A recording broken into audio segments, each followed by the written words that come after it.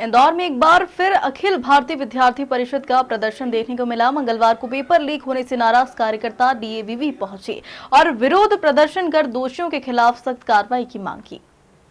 MBA first sem account का paper leak होने से नाराज एबीवीपी के पदाधिकारी नारेबाजी करते हुए आरएनटी मार्ग स्थित डीएवीवी पहुंचे, जहां उन्होंने विरोध प्रदर्शन करते हुए डीएवीवी के मुख्य गेट पर ताला लगा दिया। मीडिया से चर्चा करते हुए एबीवीपी पदाधिकारियों ने यूनिवर्सिटी प्रबंधन से दोषियों के खिलाफ सख्त कार्रवाई की मांग की है। यहाँ पे व्यवसाय चल रहा है विश्वविद्यालय के नाम पे, तो आज हम इनका इस्तीफा मांगेंगे और जब तक हमको इस्तीफा नहीं मिलेगा तब तक हमारा प्रदर्शन आज जारी रहेगा।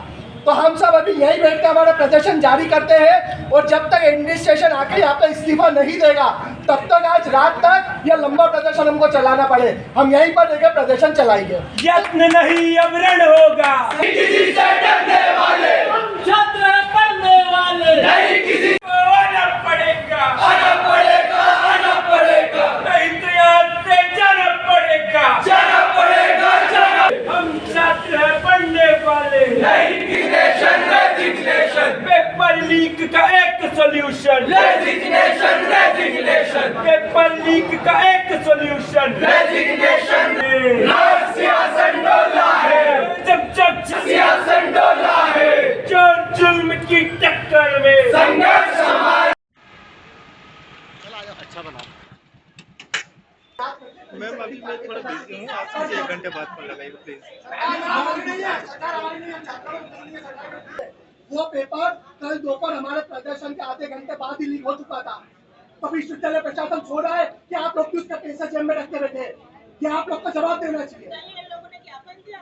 उसका भी पेपर लीक हुआ है, उसका जिम्मेदार कौन है? ये एमबीए के जो पेपर चल रहे हैं उसके बारे में उनका कहना था 25 तारीख से ही पेपर शुरू हुए थे, तो 25 का पेपर और आज 28 का पेपर, 2 पेपर लीक हुए हैं उसके बारे में कह रहे हैं। और कल के पेपर में थोड़ी सी त्रुटि थी, तो उसके लिए हम लोगों ने पेपर में क्या त्रुटि है उसके लिए एग्जामिनेशन कमेटी की बुलाई थी। वो ज्ञापन मेरे सामने आया था, तो उसकी मैंने बात कर ली। तुरंत हम लोगों ने एग्जामिनेशन कमेटी की मीटिंग बुला ली कि अगर त्रुटि है तो उसके हिसाब से एक्शन लिया जाएगा। और आज जो आ रहे हैं, आज एक पेपर के लीक होने की बात है और आज जो बच्चे बता रहे हैं कि 25 तारीख का भी पेपर लीक हुआ था, तो एक बहुत ही हम इसके लिए हमें खेद भी है कि कहीं ना कहीं हमारे सिस्टम में कोई जो कर रहा है, क्योंकि बहुत सारी जगह पर होता है, हज़ारों बच्चे परीक्षा देते हैं और 100 से लगभग सेंटर्स बने हैं, तो किस सेंटर से कहाँ पेपर लीक हो रहा है इसको पता लगाने में समय लगेगा। जैसे हम लोगों ने इंक्वायरी शुरू कर दी है, कमेटी भी बना दी, आज एक जाँच कमेटी रिटायर्ड जज की अध्यक्षता में अब हम एक कमेटी बनाने जा रहे हैं। और उसके बाद जैसे हमें पता लगेगा, पुलिस में भी हम एफआईआर कराने जा रहे हैं, जैसे हमें कल्प्रिट का पता लगेगा उसके खिलाफ सख्त से सख्त एक्शन लिया जाएगा। जिन परीक्षाओं के पेपर लीक होने की बात सामने है, क्या वो परीक्षाएं अभी निरंतर चलेंगी या नहीं, वो परीक्षा मतलब जो 2 पेपर हैं हो चुके हैं उनको तो हम निरस्त कर ही रहे हैं। आज ही हम अधिसूचना निकाल रहे हैं, ये इंश्योर करने के बाद कि हाँ वही पेपर आया। सुबह जैसे मुझे पेपर मिला भी, लेकिन इंश्योर तो करना पड़ेगा कि ये जो पेपर दिया है बच्चों ने वो और ये एक ही है। जैसे ही पता चला हम लोगों को तो हम उसको निरस्त करने जा रहे हैं। तो आज का पेपर और 25 तारीख का पेपर दोनों निरस्त हो जाएंगे। अब जो बच्चे इस लालच में जो मतलब इसमें इन्वॉल्व नहीं है उनका भी नुकसान होगा और हम लोगों को भी दोबारा कराने पड़ेंगे। लेकिन हम आगे से हमें पूरा इंश्योर करने जा रहे हैं कि अगला कोई भी पेपर अब लीक ना हो किसी भी तरह से। क्या लग रहा है प्रथम दृष्टया कि कहाँ से पेपर लीक हो रहा है, जितनी चूक कहाँ से हो रहा है? ये चूक पिछली बार भी थोड़ी शिकायत आई थी, हमने पुलिस में कंप्लेंट भी कराई थी। किसी मोबाइल नंबर से जो कोचिंग वगैरह करते हैं और वो किसी सेंटर पे भी ड्यूटी दे रहे होंगे, तो वहाँ से ऐसा लगता है। हालांकि हमारे सारे सेंटर्स पर हमारे सीसीटीवी कैमरे मौजूद हैं और जहाँ पे शक है वहाँ हम लोगों ने ऑब्जर्वर भी भेजे हैं। अभी फिर से 8-10 नई जगहों पर ऑब्जर्वर भेजे जा रहे हैं और उसके बाद हम उसको पूरा पता लगा रहे हैं कि कहाँ से ऐसी संभावना है। जहाँ पर भी होगी उस सेंटर को ब्लैकलिस्ट किया जाएगा और उनके खिलाफ कड़ी से कड़ा एक्शन लिया जाएगा। कितने समय में पेपर वहाँ पहुँचता है, क्योंकि 1 दिन पहले अगर पेपर लीक हो रहा है तो कहीं ना कहीं विश्वविद्यालय ये जो अभी जो एबीवीपी के विश्वविद्यालय की जो हमें ऐसा पता लगा है प्रिलिमिनरी जांच से कि वहाँ पर नहीं है, सेंटर से ही आउट हो रहे हैं, क्योंकि जो कोचिंग सेंटर के लोग हैं उनके मोबाइल से सब जगह लीक होते हैं।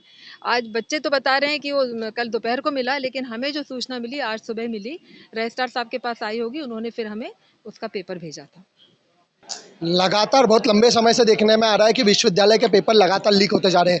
इसके पूर्व में भी विद्यार्थी परिषद ने ज्ञापन दिया था और उसमें ही बताया था कि पहले भी हमारे पेपर लीक हुए हैं बहुत से, उसके बाद भी विश्वविद्यालय प्रशासन ने कोई कार्रवाई नहीं करी है। और आज भी एक अकाउंट्स का पेपर था MBA फर्स्ट ईयर का, वो पेपर भी लीक हुआ गया है।